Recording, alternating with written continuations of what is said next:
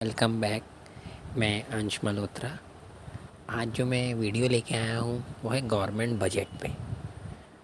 Government budget हम हर साल अगर हम न्यूज़ देखते हो, न्यूज़ में एक्टिव रहते हैं तो हम देखते हैं कि हर 1 फरवरी को हर साल सरकार अपना यूनियन बजट पेश होता है। बहुत पेपर में उसकी चर्चा होती है, स्पेशल एडिशंस निकालते हैं न्यूज़पेपर। तो ये उसी टॉपिक पर वीडियो बनाया गया है। लेकिन ये वीडियो बजट में क्या आया इस साल वो नहीं है, ये थोड़ा टेक्निकल टर्म है, थोड़ा इकोनॉमिक्स के पर्सपेक्टिव से गवर्नमेंट बजट को समझने वाला वीडियो है कि असल में गवर्नमेंट बजट को असल में अगर आपको एनालिसिस करना हो तो वो कैसे होगा। बहुत ही बेसिक टॉपिक्स हैं, कई बार कहीं कंपटीशन एग्जाम्स में आपसे इनसे पूछा भी जा सकता है। तो चलिए टॉपिक शुरू करते हैं। तो सबसे पहले तो जो है कि कंसेप्ट गवर्नमेंट बजट का है क्या। बजट असल में है क्या, जो हर साल 1 फरवरी को पेश किया जाता है पार्लियामेंट ऑफ इंडिया में by the finance minister of the country. तो गवर्नमेंट बजट जो है वो एक एनुअल स्टेटमेंट है। शुरुआत में बॉक्स में जो ये लिखा हुआ है कि government budget is an annual statement. Annual statement मतलब साल में एक बार ये दिया जाता है, जिसमें हम आइटम वाइज एस्टिमेट्स दिए जाते हैं। ये याद रखिएगा, ये शब्द एस्टिमेट सबसे इम्पोर्टेंट है। बजट जो भी बनता है वो एस्टिमेट होता है कि इतना खर्च करना है और इतना आएगा during a fiscal year. Fiscal year मतलब फाइनेंशियल ईयर, जो फाइनेंशियल ईयर 1 अप्रैल से 31 मार्च तक होता है। तो ये बहुत ध्यान रखना है आपने कि अगर आप इसमें एस्टिमेट शब्द छोड़ देंगे तो सारा मीनिंग ख़त्म है। ये एक एनुअल स्टेटमेंट है जो आइटम वाइज शो करती है estimates of receipts and expenditure. कुछ इम्पॉर्टेंट पॉइंट्स जो है कि जो बजट होता है ना वो हर लेवल पे प्रिपेयर किया जाता है। जैसे सेंट्रल गवर्नमेंट भी करती है, स्टेट गवर्नमेंट भी करती है, लोकल गवर्नमेंट भी करती है, जैसे एमसीडी हो गई हमारे दिल्ली में। तो उसी के हिसाब से बजट प्रिपेयर होता है, लेकिन ये हमेशा एनुअली प्रिपेयर होता है। और जो भी ये जो रिसिप्ट्स होते हैं और एक्सपेंडिचर होते हैं ना, गवर्नमेंट के ऑब्जेक्टिव के हिसाब से होते हैं। वो क्या सोच रही है, वो क्या करना चाहती है। हमारे इंडिया में पार्लियामेंट में बजट पेश होता है प्रेसिडेंट की डायरेक्शन पे, याद रखिएगा, प्रेसिडेंट की डायरेक्शन पे। और चौथा पॉइंट ये है कि कोई भी बजट को पार्लियामेंट के थ्रू, दोनों हाउस पार्लियामेंट के थ्रू अप्रूव होना होता है। पार्लियामेंट बजट को अप्रूव करता है तभी वो इम्प्लीमेंट होता है। अगर पार्लियामेंट नहीं करता 31 मार्च से पहले तो सारी सैलरियाँ सरकार के यहाँ, सारा सरकार का खर्चा सब बंद हो जाएगा, क्योंकि पहले पार्लियामेंट से परमिशन लेना बहुत इम्पोर्टेंट है। और अगर आप बजट को ध्यान से देखें तो वो सरकार की फाइनेंशियल परफॉर्मेंस और कंडीशंस के बारे में भी बहुत अच्छी तरह से बताती है, अगर आपको बजट को एनालिसिस करना आता है तो। अब है objective of government budget. Government budget के ऑब्जेक्टिव क्या है, बजट को बनाने के पीछे असल में रीज़न क्या है, क्या ज़रूरत है कि हमको पूरा एक गवर्नमेंट बजट बनाना पड़ता है। इस पे ये 5 पॉइंट्स तो मैं आपको भाई बता ही देता हूँ। लेकिन अगर हम खुद एक बार सोचें कि हमारी ज़िंदगी का ऐसा कौन सा पार्ट या ऐसा कौन सा पल है जो गवर्नमेंट के जिसको गवर्नमेंट अफेक्ट नहीं करती है, अलग अलग तरीके से करती है। कई बार तो वो डायरेक्टली इन्वॉल्व होती है, कई बार वो इनडायरेक्टली इन्वॉल्व होती है। तो इसीलिए इतना इम्पॉर्टेंट इंस्टीट्यूशन जिसका हमारी लाइफ पे इतना इम्पॉर्टेंट इम्पैक्ट होता है, उसकी फाइनेंशियल पोजीशन को ठीक होना तो बहुत ज़रूरी है, और उसको समझना कि वो कैसे काम करती है बहुत ज़रूरी होता है। तो इसीलिए गवर्नमेंट बजट के एक ऑब्जेक्टिव होता है कि क्यों पूरा बजट बैठ के, पूरा एक डिपार्टमेंट सरकार का होता है जो इतनी सारी डिस्कशन डेलिब्रेशन करने के बाद इस बजट को बनाता है। तो इसके पीछे ऑब्जेक्टिव क्या होता है। सबसे पहला ऑब्जेक्टिव तो हो गया रीएलोकेशन ऑफ रिसोर्सेस। इतना सारा टैक्स अलग अलग जगहों से सरकार के पास पैसा आता है, बोरो भी करती है वो। तो अब इस पैसे को यूज़ करना कैसे, किसको करना है, किस पे पैसा ज़्यादा खर्च करना है, किससे ज़्यादा टैक्स लेना है, किसको ज़्यादा ज़रूरत है, कौन सा ऐसा वर्क है जो डेवलप नहीं हो पा रहा जिसको हमको प्रमोट करना है, ये सब इस रीएलोकेशन ऑफ रिसोर्सेज के हेड में आता है। इसी के साथ में ये जो मैं राइट साइड पे एरो पॉइंट आउट हो रहा है ना, तो इसमें एक बेसिकली एक पब्लिक गुड का कंसेप्ट समझाया हुआ है। ये थोड़ा सा इससे आउट ऑफ शेड टॉपिक थोड़ा जा रहा हूँ, लेकिन ये समझना बहुत ज़रूरी है। क्या होता है कि हमारे पास गुड्स होते हैं, हमारे पास हम जो भी हम कंज्यूम करते हैं, तो हम दो तरह के गुड्स कंज्यूम करते हैं। कैसे? हम एक तो जो हम गुड कंज्यूम करते हैं वो होते हैं प्राइवेट गुड्स, ठीक है। प्राइवेट गुड्स जो नॉर्मल गुड होते हैं, दूध, चीनी, चाय पत्ती, बेसिक राशन जो हम खाते हैं और ख़त्म कर देते हैं। एक होते हैं पब्लिक गुड्स। पब्लिक गुड्स थोड़े से अलग होते हैं प्राइवेट के मुकाबले। देखिए, यहाँ थोड़ा सा कन्फ्यूजन हो सकता है। सरकार जो है वो पब्लिक गुड सप्लाई करती है, लेकिन वो प्राइवेट भी कर सकती है। प्राइवेट गुड, मान लीजिए एलपीजी सिलेंडर, इंडियन कंपनी है, उसका सिलेंडर आता है, भारत गैस का सिलेंडर आता है, वहाँ सरकार प्राइवेट गुड दे रही है, लेकिन सरकार पब्लिक गुड भी देती है। Private sector generally public good नहीं दे पाता, उसके कुछ रीज़न होते हैं जो मैं अभी आपको आगे बताता हूँ। तो मैं आपको ये जो एरो पॉइंट आउट कर रहा है ना राइट हैंड साइड पे, इसका मैं सारा समझा देता हूँ। यहाँ पे लिखा हुआ है कि ऐसी बहुत सारी एक्टिविटीज़ होती हैं जो प्रॉफिटेबल नहीं होती, जिसमें प्रॉफिट मेन मोटिव नहीं होता, तो उसमें प्राइवेट सेक्टर इन्वॉल्व नहीं होता। जैसे और वो सर्विसेज जैसे water supply, sanitation, law and order, इसमें सरकार ही इन्वॉल्व होती है। दिल्ली पुलिस जो है वो सरकार की है, होम मिनिस्ट्री की है, तो नहीं होता है। तो उसकी वजह से क्या होता है कि इसमें पब्लिक सेक्टर को आना पड़ता है, पब्लिक वेलफेयर, पब्लिक इंटरेस्ट को ध्यान में रख के। पब्लिक गुड्स तो आप समझ ही गए होंगे, ये कौन कौन से हुए, जैसे कि स्ट्रीट लाइट्स हो गई, रोड हो गई, डिफेंस हो गया, लॉ एंड ऑर्डर हो गया।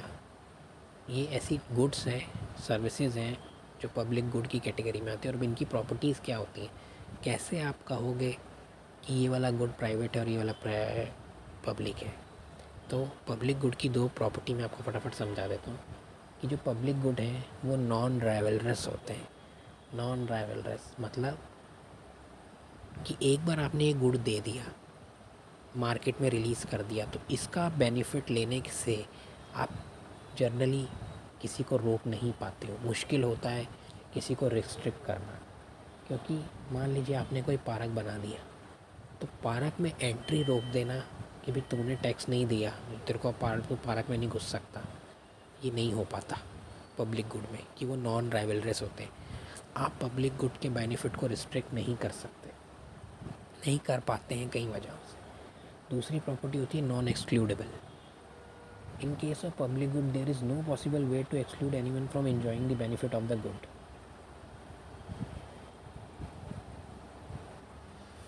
नॉन राइवलरस में हमने क्या देखा कि जो गुड के बेनिफिट हैं वो सबको मिलते हैं। आप ऐसा नहीं होता कि अगर कोई उसको यूज़ करेगा तो दूसरे के लिए बेनिफिट कम हो जाएंगे। और नॉन एक्सक्लूडेबल मतलब आप there is no way to exclude, मतलब पार्क आपने बना दिया, अब आप किसको रोकेंगे, नहीं रोक सकते। नॉन राइवलरस क्या था, वो ये था, नॉन राइवलरस ये था कि आप इस उस पर्टिकुलर पब्लिक गुड के बेनिफिट्स को रिस्ट्रिक्ट नहीं कर सकते, वो सारे कंज्यूमर्स को अवेलेबल होगा, क्योंकि अगर आपने पार्क बना दिया तो आप किसी को रोक नहीं सकते। सो ये बेसिकली दो प्रॉपर्टीज़ हैं पब्लिक गुड की, कई बार पूछी जा सकती हैं, शायद क्लास 12 लेवल पे ना भी पूछी जा सके, लेकिन पब्लिक और प्राइवेट गुड्स दो टाइप के गुड्स होते हैं, ये आपको पता होना चाहिए। अब दूसरा पॉइंट हम ऑब्जेक्टिव ऑफ गवर्नमेंट बजट में ही है, reducing inequality and in wealth. And आपको पता ही है कि चाहे हमारे देश की जीडीपी जितनी भी बढ़ रही हो, लेकिन हमारे बीच में सोसाइटी में बहुत असमानताएं होती हैं। कईयों के पास बहुत पैसा है, कईयों के पास है ही नहीं, इतनी कम में वो गुजारा करते हैं कि हम शायद कई बार तो इमेजिन भी नहीं कर सकते। तो सरकार अपने बजट से आपने देखा होगा कि भाई इतने से इतने लाख तक के इनकम के लिए कोई इनकम टैक्स नहीं, जैसे 2.5 लाख से कम के लोगों पे कोई इनकम टैक्स नहीं लगता। तो ये सब इसीलिए किया जाता है ताकि इनइक्वालिटी को कंट्रोल में रखा जाए। तीसरा पॉइंट है इकोनॉमिक स्टेबिलिटी। इकोनॉमिक स्टेबिलिटी ये होती है कि भाई क्योंकि सरकार पर इतने लोग कई बार अपने कहते हैं ना कि अपनी डे टू डे ज़िंदगी के लिए इन्वॉल्व होते हैं। सरकार कईयों को टेम्परेरी एम्प्लॉयमेंट भी देती है, मनरेगा आपने देखा होगा, कई तरह का स्कॉलरशिप्स देती है, राशन डिस्ट्रीब्यूट करती है पब्लिक डिस्ट्रीब्यूशन सिस्टम से, राशन शॉप से। तो अगर वो अपने फाइनेंस को ध्यान रखेगी, इकोनॉमिक स्टेबिलिटी मेंटेन रहेगी, तभी तो बजट और वो हम बहुत ज़रूरी है। और वो कब हो पाएगा? जब आप बजट को ध्यान से बनाएंगे। चौथा इकोनॉमिक ग्रोथ। डेफिनेटली ग्रोथ तो हर सरकार का एम होता ही है। और पांचवा है रीजनल डिस्पैरिटी। रीजनल डिस्पैरिटी, एक ही देश के अंदर कई रीजन ऐसे होते हैं जो बैकवर्ड होते हैं, जो जैसे कि हमारे देश में कहा जाता है कि जो हमारा ईस्टर्न पार्ट है वो कंपैरेटिवली रिलेटिवली जो है वो इतना डेवलप नहीं है इकोनॉमिकली। तो फिर सरकार कई बार उन पर्टिकुलर एरिया जैसे नॉर्थ ईस्ट के लिए कुछ स्कीम्स निकालती हैं, कुछ ऐसे टैक्स कंसेशन देती हैं जिसकी वजह से उस एरिया में डेवलपमेंट, मैन्युफैक्चरिंग, इकोनॉमिक ग्रोथ बढ़ सके। तो रीजनल डिस्पैरिटी को कम करने के लिए भी बजट का बहुत बहुत बहुत इम्पोर्टेंस होता है। Components of budget. देखिए बजट जो होता है ना, गवर्नमेंट बजट का अब हम समझने के लिए तरफ जा रहे हैं। तो गवर्नमेंट बजट को ना दो कंपोनेंट्स में डिवाइड किया जा सकता है, revenue budget, capital budget. Capital budget जो होगा उसके अंडर भी capital receipts and capital expenditure. मैं आपको रिसिप्ट और एक्सपेंडिचर में डिफरेंस बता दूं। रिसिप्ट मतलब पैसे का आना, रिसिप्ट्स कहाँ से सरकार को पैसा आया, एक्सपेंडिचर खर्चा। वैसे ही रेवेन्यू बजट के अंदर भी सरकार को रेवेन्यू रिसिप्ट और एक्सपेंडिचर, रेवेन्यू एक्सपेंडिचर कितना हुआ वो रेवेन्यू बजट का पार्ट होगा। ये सरकार के रेवेन्यू से रिलेटेड होता है। और अभी आगे इसका एक क्लासिफिकेशन होगा तो आपको और समझ में आएगा। कंपोनेंट्स ऑफ बजट के बाद अब हम फाइनली शुरू करते हैं। तो देखिए अब पहला है बजट रिसिप्ट्स। रिसिप्ट क्या था कि सरकार को पैसा कहाँ से आ रहा है। और पहले ही हमने अभी देखा कि दो कंपोनेंट होते हैं, एक होता है रेवेन्यू पार्ट और एक होता है कैपिटल पार्ट किसी भी बजट का। ठीक है, क्या होता है? Revenue and capital. तो अब हम बजट रिसिप्ट मतलब बजट में जहाँ से पैसा आ रहा है उसको हम दो कंपोनेंट में देखेंगे, रेवेन्यू और कैपिटल में। तो पहला हम देखते हैं रेवेन्यू रिसिप्ट क्या होते हैं। देखो मैं आगे समझ जाने से पहले मैं ये कहूँगा कि जो इनके डेफिनेशन होंगे ना, एक बार आप बहुत ध्यान से अपने दिमाग में बैठा लीजिएगा, उसके बाद आपको कभी प्रॉब्लम नहीं होगी। क्योंकि कई बार इस तरीके से क्वेश्चन फ्रेम होंगे कि गवर्नमेंट को जो होता है कि क्या चीज़ रेवेन्यू रिसिप्ट में आनी चाहिए और क्या कैपिटल रिसिप्ट में आनी चाहिए, फिर कन्फ्यूजन हो जाता है। अगर ध्यान से देख लेंगे तो इतनी प्रॉब्लम बिल्कुल भी नहीं आएगी, क्योंकि इतनी कॉम्प्लेक्स चीज़ है नहीं आई जब तक समझ तब तक तो है। तो रेवेन्यू रिसिप्ट, अब इसकी डेफिनेशन क्या है?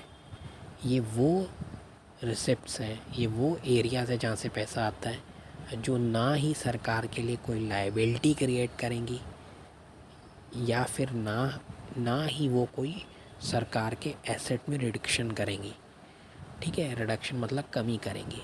मतलब रेवेन्यू रिसिप्ट वो टाइप के सोर्सेज है पैसा आने के सरकार को जो ना ही सरकार के लिए कोई लायबिलिटी मतलब कोई जिम्मेदारी होती है क्रिएट करेगी, या ना ही वो कोई ऐसा उसके जो सरकार के एसेट्स होते हैं, सरकार की प्रॉपर्टी है, उसमें कोई कमी लाएगी। अब रेवेन्यू रिसिप्ट ऐसे कौन से सोर्सेज हैं रेवेन्यू रिसिप्ट के जो सरकार को आते हैं? वो हो गया टैक्स रेवेन्यू। देखिए टैक्स एक कंपलसरी पेमेंट है, आप उसको देने से मना नहीं कर सकते। आपने मना किया तो आपको जेल में भी डाला जा सकता है। तो ठीक है, अब आप देखिए जो टैक्स है, अब मैंने क्या बताया कि रेवेन्यू रिसिप्ट क्या है, वो ना ही कोई लायबिलिटी क्रिएट करते। क्या सरकार को जब टैक्स मिलता है तो सरकार पे कोई जिम्मेदारी करता है? नहीं। डायरेक्ट कोई जिम्मेदारी नहीं होती, उसको पैसे को ठीक जगह पे लगाना है, वो जिम्मेदारी उसकी है। लेकिन आप जो टैक्स उसको आया, अब वो उसको कहीं भी खर्च कर सकती है, ये सरकार की जिम्मेदारी होती है। डायरेक्टली आप पे वो खर्च करे ना करे, आप ये नहीं सरकार को कह सकते कि आपने मेरे पे डायरेक्ट खर्च नहीं किया। वो उसकी मर्ज़ी है, वहाँ पे बैठे हुए लोग डिसाइड करेंगे कि कंट्री के इंटरेस्ट में क्या है। तो जो टैक्स रेवेन्यू है वो रेवेन्यू रिसिप्ट में आएगा, क्योंकि सरकार पे ना ही वो कोई लायबिलिटी क्रिएट कर रहा है और ना ही उसके एसेट में कोई रिडक्शन कर रहा है। अब टैक्स जो होते हैं 2 टाइप के होते हैं, डायरेक्ट टैक्स और इनडायरेक्ट टैक्स। डायरेक्ट टैक्स क्या होता है? इनकम टैक्स, कॉरपोरेट टैक्स जो कंपनियों के प्रॉफिट पे लगता है। कैपिटल गेंस टैक्स, अगर आप कोई प्रॉपर्टी लेते हो और उसका रेट बढ़ जाता है तो जो रेट बढ़ा हुआ होता है उसको कैपिटल गेन कहते हैं और उस पर भी टैक्स लगता है। और इनडायरेक्ट टैक्स, इसका तो बहुत फेमस एग्जांपल आपको पता ही है, GST, goods and services tax. अब एक इसी में ही बॉक्स में आगे लिखा है कि हाउ टू क्लासीफाई, कि कौन सा टैक्स डायरेक्ट है और कौन सा इनडायरेक्ट है। बहुत ही इंपॉर्टेंट है वैसे तो ये पॉइंट, कि एक डायरेक्ट टैक्स वो होता है जिसका बर्डन शिफ्ट नहीं किया जा सकता डायरेक्ट टैक्स का। ठीक है, जैसे कि क्या है कि जो इनकम है, आपकी इनकम पे टैक्स लगता है 2.5 लाख से अगर ऊपर है, आप इसको शिफ्ट नहीं कर सकते किसी के ऊपर, किसी पे नहीं शिफ्ट कर सकते, ये आप ही को ही देना है। लेकिन जो इनडायरेक्ट टैक्स होता है ना, उसका आप बर्डन शिफ्ट कर सकते हैं। कैसे? जैसे कि जीएसटी है। अब आपने, जैसे मैं आपको एग्जांपल देता हूँ कि कुछ समय पहले ना गवर्नमेंट ने जो किराया होता है ना, रेंट, उस पर 18% जीएसटी लगाया, रेंटल सर्विसेज। अब क्या होगा? उसने लगा दिया टैक्स, तो मकान मालिक क्या करेंगे? सीधा सीधा किराया बढ़ा देंगे। उन्होंने टैक्स के बर्डन को शिफ्ट कर दिया, इसलिए कर दिया क्योंकि वो एक इनडायरेक्ट टैक्स है।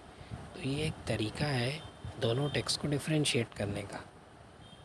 अब बस दूसरा एक सोर्स रेवेन्यू रिसिप्ट्स का था, नॉन टैक्स। एक तो टैक्स बहुत बड़ा पार्ट होता है और दूसरा होता है non tax revenue. Non tax revenue जो होता है वो जो भी सरकार को पैसा आता है अदर देन टैक्स से, वो नॉन टैक्स में चला जाता है। इसके मैं आपको कुछ एग्जांपल देता हूँ। तो है कि इंटरेस्ट, सरकार को कई कई लोगों को उसने ब्याज पे दिया हुआ होता है लोन, उससे उसको इंटरेस्ट आता है। प्रॉफिट एंड डिविडेंड, सरकार कई कंपनियों में उसने, जैसे एलआईसी, इन सब में कहीं तो वो खुद ओन करती है और कहीं पे उसने इन्वेस्ट भी किया होता है। जैसे मारुति थी, उसमें गवर्नमेंट ऑफ इंडिया का स्टेक था, आज भी है। अलग अलग टाइप की फ़ीस लगती है, कोर्ट फ़ी, ये फ़ी वो फ़ी, फ़ाइन लगाती है, अलग अलग टाइप के लाइसेंस देती है। जैसे अभी 5G का ऑक्शन हुआ था, तो जो सारा पैसा आया होगा 5G की ऑक्शन फ़ीस का, ये भी एक सरकार का रेवेन्यू का सोर्स है। ये सारा रेवेन्यू रिसिप्ट में है। और ये रेवेन्यू रिसिप्ट में क्यों आता है? क्योंकि ये ना ही सरकार के लिए कोई लायबिलिटी क्रिएट कर रहे हैं और ना ही सरकार के एसेट में कोई कमी ला रहे हैं, सरकार के एसेट्स में कमी ला रहे हैं। और ये भी पूरी चीज़ ना आपको कैपिटल रिसिप्ट्स और आगे एक्सपेंडिचर समझते ही समझ में आ जाएगी, इनमें डिफरेंस आ क्या रहा है। तो अगर अभी तक नहीं आया तो दूसरे से कंपेयर करते ही समझ में आ जाएगा। अब बजट रिसिप्ट में रेवेन्यू रिसिप्ट के बाद आया कैपिटल रिसिप्ट्स। कैपिटल रिसिप्ट्स ये वो वाले रिसिप्ट्स हैं जो, या तो आप सुनिएगा बिल्कुल सेम उल्टा हो गया, कि या तो वो कोई लायबिलिटी क्रिएट करेंगे या फिर सरकार के एसेट में रिडक्शन लाएंगे। अब आप एग्जांपल से समझिएगा। सोर्सेस कैसे हुए? बोरोइंग, सरकार देखिए टैक्स पे भी वो सारा कुछ नहीं कर पाती है क्योंकि उसके ऊपर जिम्मेदारी इतनी ज़्यादा होती है। और कई बार टैक्स जो होता है वो किसी क्वार्टर में, किसी समय में कम है, तो वो बोरो करती है, बहुत ज़्यादा बोरोइंग होती है उसकी साल में। तो जो भी वो बोरोइंग से उसको पैसा आया, अगर आप देखें तो उसने सरकार के लिए एक लायबिलिटी क्रिएट कर दी, क्योंकि उसको इंटरेस्ट और वापस करना है। टैक्स तो उसको वापस नहीं करना होता, आपसे ले लिया फिर उसको कहीं भी खर्च करे। इस टाइप की सोर्स ने, इस टाइप के पैसे के सोर्स ने सरकार के लिए लायबिलिटी क्रिएट कर दी है।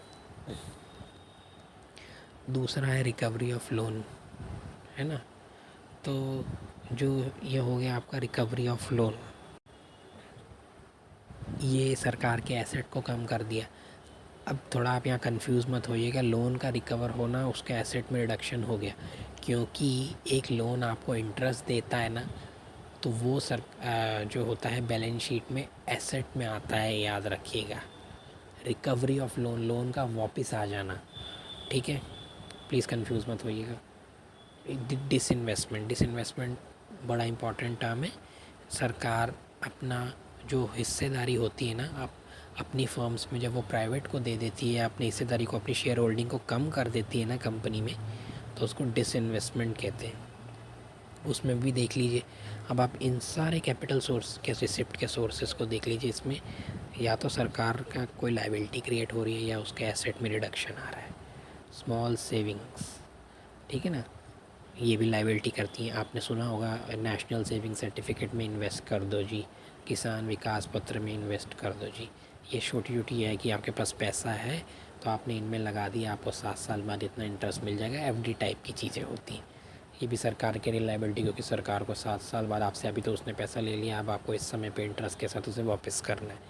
तो ये इसी के साथ ये चीज़ दोनों रेवेन्यू और कैपिटल रिसिप्ट ख़त्म हुए, ये बजट रिसिप्ट के अंदर आते हैं। ये दोनों सोर्सेज हैं सरकार को पैसे आने के, लेकिन ये अलग अलग हेड में क्वालिफाई करते हैं क्योंकि इनकी अलग अलग इम्प्लीकेशन इफ़ेक्ट होते हैं। ये जो मैंने डायग्राम पाई चार्ट लिया हुआ है, ये मैंने इंडियन गवर्नमेंट की साइट आई बजट की, वहीं से लिया हुआ है। तो ये बड़ा ही कमाल का इलस्ट्रेशन है। देखिए कि एक रुपी जो है सरकार को कहाँ कहाँ से आता है। मान लीजिए उसको जो भी पैसा आया, तो उसमें से कितना कितना परसेंट जो है उसको कहाँ कहाँ से आता है। तो अगर आप देखेंगे कि जो ये बोरोइंग एंड अदर लाइबिलिटीज़ लिखा हुआ है ना, उससे सरकार को सबसे ज़्यादा पैसा आता है। आप देख रहे हैं 35% उसको जो है वो बोरोइंग से पैसा आता है। तो कितना चीज़ तो उधार पर ही चलता है। फिर दूसरा उसको सबसे बड़ा जो हमको यहाँ नज़र आ रहा है वो है, अभी इसमें यहाँ लिखा हुआ है गुड्स एंड सर्विसेज टैक्स, फिर उसके बाद कॉरपोरेट टैक्स हो गया, फिर इनकम टैक्स हो गया।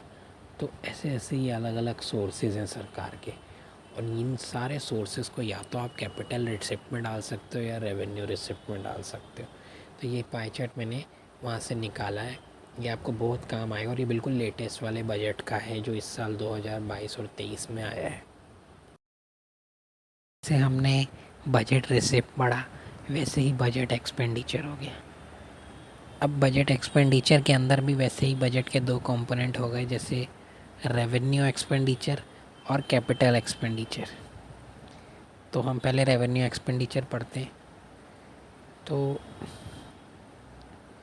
रेवेन्यू एक्सपेंडिचर वो एक्सपेंडिचर हुआ जो ना ही कोई एसेट क्रिएट करेगा और ना ही रिडक्शन करेगा लायबिलिटी में सरकार की। ये प्लीज़ इसको आप थोड़ा सा इस डेफिनेशन को, चारों की, revenue receipt, capital receipt, revenue expenditure, capital expenditure का याद रखिएगा। कोई प्रॉब्लम नहीं होगी, बस यही 4 चीज़ें हैं जो थोड़ी सी प्रॉब्लम क्रिएट करती हैं। इसमें एग्जांपल क्या होते हैं, पेमेंट ऑफ सैलरी। सरकार ने मान लीजिए पेमेंट करी सैलरियों की, उसने कोई एसेट क्रिएट नहीं किया, डायरेक्टली तो नहीं किया, और उसने, इससे सरकार की कोई लायबिलिटी भी कम नहीं हुई। ये उसको रेगुलरली देना ही था, उसका कोई लोन वोन कम नहीं हुआ है, उसको ये तो देना ही था, काम कर रहे हो उसके लिए पैसा दे रहे हो, ये कोई लायबिलिटी रिड्यूस नहीं हुई। पेंशन हो गई, इंटरेस्ट हो गया, डिफेंस और हेल्थ सर्विसेज पे स्टेट्स को ग्रांट देना, ग्रांट होता है, ग्रांट और सरकार का, ग्रांट एक अलग चीज़ होती है और टैक्स में से सरकार स्टेट्स का शेयर देना एक अलग चीज़ होती है। ये हो गया रेवेन्यू एक्सपेंडिचर। अब दूसरा है कैपिटल एक्सपेंडिचर। इसकी डेफिनेशन क्या बनेगी कि या तो ये कोई एसेट क्रिएट होगा जब ये एक्सपेंडिचर होगा, कैपिटल एक्सपेंडिचर होगा, या फिर वो सरकार की लायबिलिटी में कमी लाएगा। Example, loan. जैसे सरकार जो है लोन देती, मैं ग्रांट नहीं लोन की बात कर रहा हूँ, स्टेट्स को, यूनियन टेरेटरी को। मान लीजिए भाई ये वाली स्कीम ले ली, मतलब कोई पर्टिकुलर स्कीम निकाली कि हम जो है कपड़ा उद्योग को, क्लोथ इंडस्ट्री को प्रमोट करना चाहते हैं तो स्टेट गवर्नमेंट को ये वाली हेल्प है। कोई कहते हैं ना, नो टैक्स जोन्स क्रिएट करने के लिए स्टेट गवर्नमेंट को हेल्प पे लोन दिया जा रहा है, बहुत ही सस्ते रेट पे, सस्ते इंटरेस्ट पे, कहीं बार तो नो इंटरेस्ट पे। तो इससे एसेट क्रिएट हो रहा है। तो ये कैपिटल एक्सपेंडिचर का आएगा। बिल्डिंग, रोड, फ्लाईओवर, फैक्ट्रियाँ, ट्रेन, एयरपोर्ट्स, ये जो सब बनाए जाते हैं ये एसेट क्रिएट करते हैं जो सरकार के लिए इनकम जनरेट करेंगे फ्यूचर में। इस टाइप के एक्सपेंडिचर को कैपिटल एक्सपेंडिचर कहते हैं, इसको रेवेन्यू एक्सपेंडिचर नहीं कहते हैं। मशीनरी, सरकार अलग अलग टाइप की मशीनरी खरीदती है। मान लीजिए वो अपने हॉस्पिटल में, सरकारी हॉस्पिटल्स में कहीं नई बड़ी बड़ी मशीनें लगाना चाहती है, अपने वहाँ पर हेल्थ सर्विसेज को मॉडर्नाइज़ करना चाहती है, तो जो वह मशीनरी खरीद रही है वो एक एसेट क्रिएट कर रहा है, तो इसीलिए ये हो गया कैपिटल एक्सपेंडिचर। अब चौथा हो गया रीपेमेंट ऑफ बोरोविंग्स।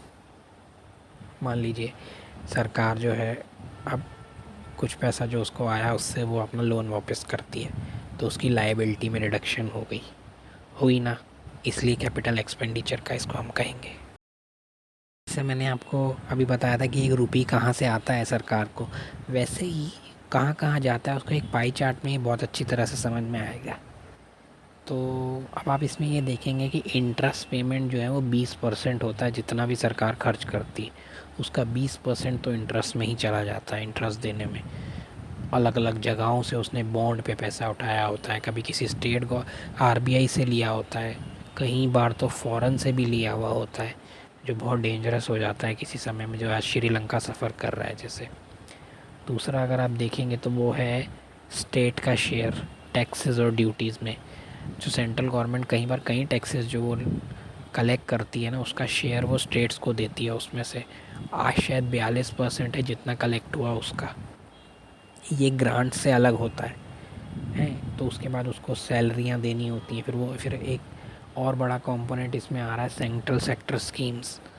सरकारें इतनी टाइप की स्कीम्स चलाती हैं, जन धन योजना, उज्ज्वला योजना, जन आरोग्य योजना, आयुष्मान भारत योजना, मनरेगा, दुनिया भर की चीज़ें।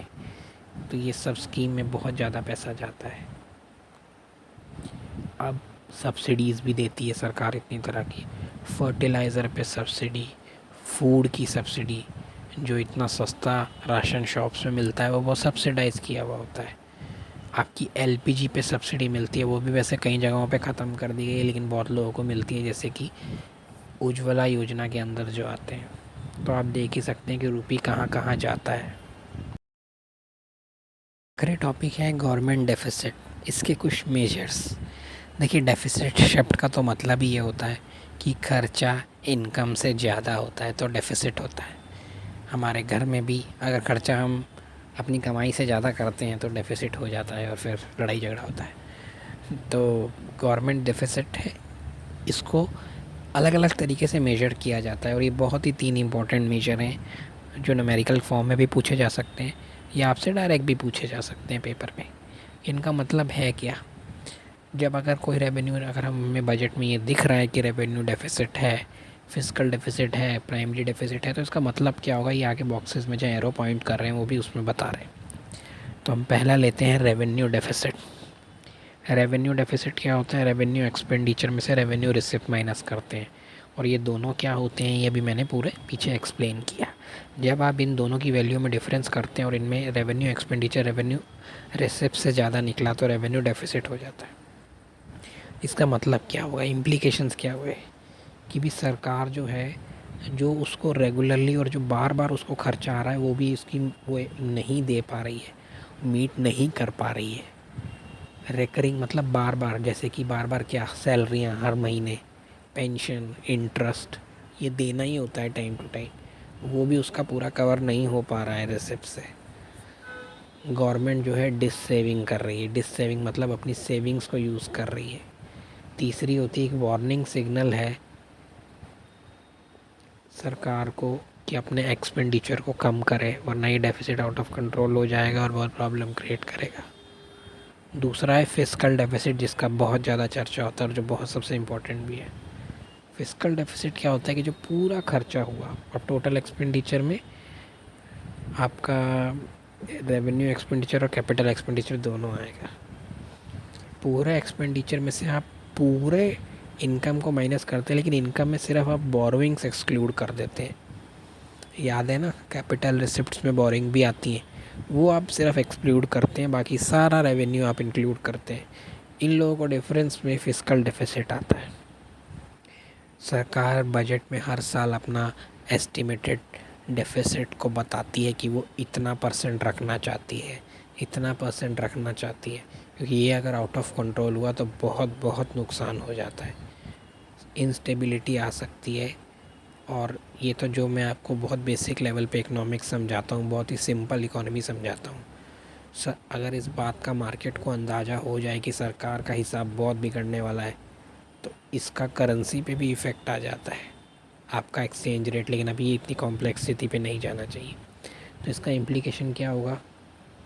इसका इम्प्लीकेशन ये होगा कि फिस्कल डेफिसिट ये इंडिकेट करता है कि सरकार को कितनी बोरोइंग करनी है ना, कितनी बोरोइंग करनी है उसको। ये असल में ये फिस्कल डेफिसिट ये इंडिकेट कर रहा है अब उसको कितनी बोरोइंग लेनी है अपना डेफिसिट कवर करने के लिए। अब आपको सोचो, आपको पैसे की कमी पड़ रही है और अब आप पैसा उठाओगे, डेब्ट ट्रैप। आप अगर आपने इसको कंट्रोल नहीं किया तो शायद आपको इंटरेस्ट देने के लिए भी बोरोइंग करनी पड़ जाए। प्रिंसिपल अमाउंट तो आपको देना ही है अपने मैच्योरिटी पे। दूसरी बात है इन्फ्लेशन। इन्फ्लेशन कैसे होता है? सरकार बॉन्ड इशू करती है, पब्लिक से पैसा उठाती है और आरबीआई से भी। आरबीआई कहाँ से देगा? पैसा प्रिंट करेगा, और जब भी अननेसेसरीली पैसा प्रिंट होगा, याद रखिएगा उसका सिर्फ एक इफ़ेक्ट होगा, वो है इन्फ्लेशन। मार्केट में अगर आप नोट छपा के छोड़ती जाएगी आरबीआई, इन्फ्लेशन ही तो होगा, क्योंकि प्रोडक्शन तो बढ़ नहीं रही, आपने मनी की सप्लाई बढ़ा दी, उससे लोग ख़रीदते जाएंगे, इन्फ्लेशन बढ़ती जाएगी, गुड्स की सप्लाई बढ़ नहीं रही है। Foreign dependence. अब और कई बार क्या होता है कि सरकार अपने देश में भी जब ख़त्म हो जाए तो फॉरेन गवर्नमेंट से बोरो करना शुरू कर देती है, जो बहुत ही डेंजरस काम होता है। श्रीलंका का आज आप हाल देख सकते हैं, उसने डिफ़ॉल्ट कर दिया है अपने लोन्स पे कि भाई अब हमारे लिए अभी नियर टाइम में पॉसिबल नहीं है। तो अब आप देख ही सकते हैं, 2-3 दिन कुछ लीटर पेट्रोल भरवाने के लिए अपनी गाड़ियों में लोगों को खड़ा होना पड़ सकता है। हम इमेजिन कर सकते हैं कि अगर आप फॉरेन डिपेंडेंस बहुत है और उसकी बहुत ज़्यादा है, बहुत ज़्यादा है, इतना फॉरेन रिज़र्व ही नहीं है और इतने लोगों का पैसा वापस करना है, चाइना का इतना बर्डन है। और फिर डेफिनेटली जब अगर आपके ऊपर लोन बहुत होगा तो आपकी ग्रोथ को भी वो हैम्पर करेगा, क्योंकि सारा पैसा तो आप देखेंगे कि इंटरेस्ट देने में ही सरकार का चला जाएगा। तो वो रोड ब्रिज एयरपोर्ट रेवेन्यू ये सब कैसे बनवाएगी? और लास्ट है प्राइमरी डेफिसिट। प्राइमरी डेफिसिट का फॉर्मूला ये होता है कि आप फिस्कल डेफिसिट करेंट ईयर का, उसमें से इंटरेस्ट पेमेंट माइनस करते हैं जो पुरानी बोरोइंग्स पे। प्लीज़ इसको ध्यान रखिएगा, फिस्कल डेफिसिट करेंट ईयर का minus interest payment previous borrowings में। इसका क्या आएगा? इसका इम्प्लीकेशन होगा कि टोटल, इसमें ये लिखा हुआ कि the total borrowings of the government होती है, वो होती है, क्या होती है? टोटल बोरोइंग्स सरकार की जो होती है वो इंक्लूड करती है पुराने वाले ब्याज पे भी इंटरेस्ट देना होता है। तो जो प्राइमरी डेफिसिट है ना, वो ये बताता है कि सरकार कितना मजबूर हो गई है बोरो करने के लिए, अपनी पुरानी पेमेंट्स को देने के लिए करंट पीरियड में।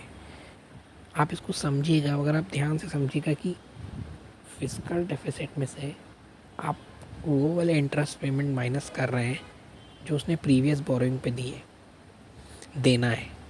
अब जो बचेगा वो ये इंडिकेट करेगा कि सरकार कितना कंपेल हो गई है बोरो करने के लिए करंट पीरियड में, इंटरेस्ट देने के लिए उसकी इंटरेस्ट कमिटमेंट कितनी बढ़ गई है। आप सोच सकते हैं कि उसको बोरो करना पड़ रहा है और स्थिति ठीक नहीं है। आखिर में मैंने इस साल का जो लेटेस्ट बजट है 2022-23 का, उसका एक पूरा जो मैंने आपको revenue receipt, capital receipt, total receipt, फिर टोटल एक्सपेंडिचर, फिर 3 टाइप के हमारे डेफिसिट हैं, वो बिल्कुल ओरिजिनल में दिखाया है कि जो सरकार बजट पेश करती है वो कैसा कैसे होता है। अगर आप इसको समझेंगे ना तो आप सारा देखेंगे। जैसे रेवेन्यू रिसिप्ट देखते हैं, उसमें टैक्स रिसिप्ट हो गया है, फिर नॉन टैक्स रेवेन्यू, बिल्कुल एक एक हेड के अंदर कुछ ये थोड़ा सा इसमें कुछ चीज़ें एक्स्ट्रा हो सकती हैं, क्योंकि असली में इकोनॉमी तो बहुत कॉम्प्लेक्स होती है, हम ये बात जानते हैं। और कैसे आप ये देखेंगे इफ़ेक्टिव रेवेन्यू डेफिसिट, ये आपने नहीं देखा होगा। इफ़ेक्टिव रेवेन्यू डेफिसिट ये होता है, इसमें से बस वो चीज़ें माइनस कर दी जाती हैं, वो वाली ग्रांट माइनस कर दी जाती है जिससे असल में एसेट क्रिएट हो। मान लीजिए स्टेट गवर्नमेंट को आपने कोई ग्रांट दी और उसने मतलब जैसे उसने कोई वाटर ट्रीटमेंट प्लांट लगा लिया विलेज में, तो कोई एसेट क्रिएट कर लिया, इसको हम माइनस कर देते हैं, तो वो फिर इफ़ेक्टिव रेवेन्यू डेफिसिट हो जाता है। बाकी फिस्कल डेफिसिट, प्राइमरी डेफिसिट, सारे इंडिकेटर्स ये ओरिजिनल बजट में, आप इसको ज़रूर देखिएगा, आपको समझने में हेल्प होगी। क्योंकि अगर आप किसी भी कंसेप्ट को रियल लाइफ में आइडेंटिफाई कर लेते हैं ना, तो आप एक्सेप्ट ये जब आप देख लेते हैं कि हाँ भाई रियल लाइफ में भी ये चीज़ें एक्सेप्ट हो रही हैं, होती हैं, ऐसे होती हैं, तो फिर वो आपको जल्दी याद भी हो जाती हैं। तो फाइनली गवर्नमेंट बजट का टॉपिक जितना बेसिक होना चाहिए था वो कंप्लीट है। कोई डाउट हो तो कमेंट में लिखिएगा। किसी और टॉपिक पे चाहिए और मैं बना सकता हूँ तो मैं ज़रूर बनाऊँगा। आपका बहुत बहुत थैंक्स वीडियो को देखने के लिए, और प्लीज़ सब्सक्राइब कीजिएगा और शेयर भी कर दीजिएगा, क्योंकि फिर मेरे को भी पता चलेगा लोगों को और क्या पसंद है। सिर्फ मैं आपको ये भी कहूँगा कि आपकी रिकमेंडेशन सिर्फ इकोनॉमिक्स से रिलेटेड ना हो। अगर कोई करंट अफेयर ऐसा है जिस पे बनाया जा सकता है तो मैं कोशिश ज़रूर करूँगा। Thank you and have a nice day.